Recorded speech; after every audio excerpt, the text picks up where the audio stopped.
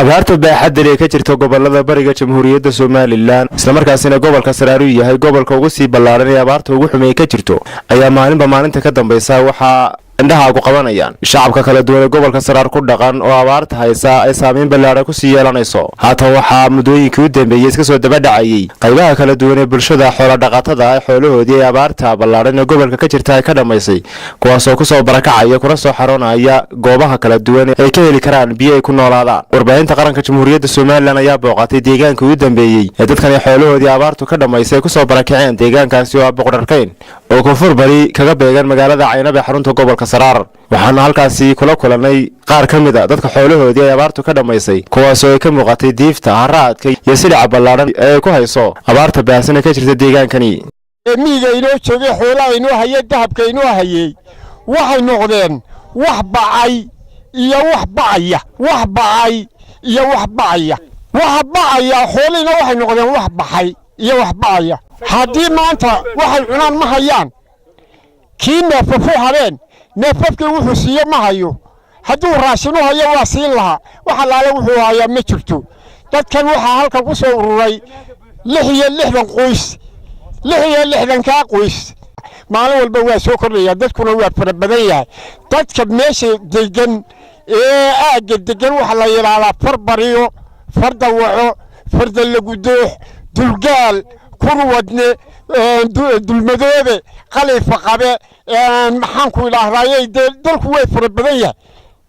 waa in la ogaado dadka jilcisan na soo eegtay annaka oo ah dadka ay abaaruhu saameeyeen ee sida xoog gale u saameeyeen annaka halkan ku soo degnay 66 reer iyo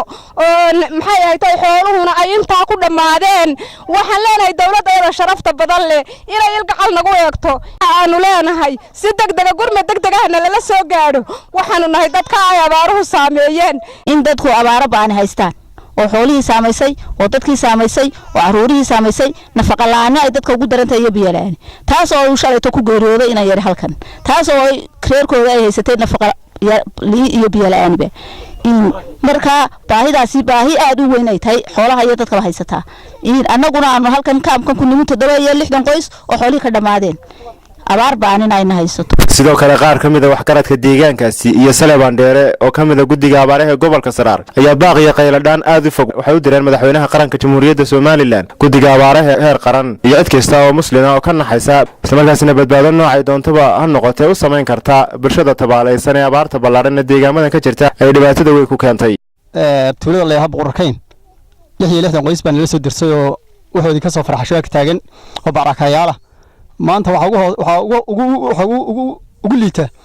maanta mid xareys wax ka dareertay lax qura ka dareertay kuwa kale wax dhaama male wax dhaama ma jiraan marka waxaan leenahay dadka gurmad degdeg ah hal la soo gaaro ama mid baahiyeed ha noqoto masaarif ha noqoto ama mid biyo ha noqoto ama mid hoy ha noqoto waxaan ka codsanaa Jamhuuriyadda Soomaaliland madaxweynaha heer qaran heer gobol heer degmo in gurmad degdeg u soo fuliyaan dadka halka maanta bacad ka taagan تلحين تهيا يتبان تهيا يتلواتن تهيا مدهن جورية أو وحتهن جورية ما أيلها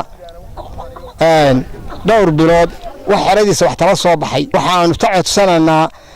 مدحدا iyo waxaan waftiyeeda waxaan tocostana dad iyo biyo waxaan joognaa maanta kan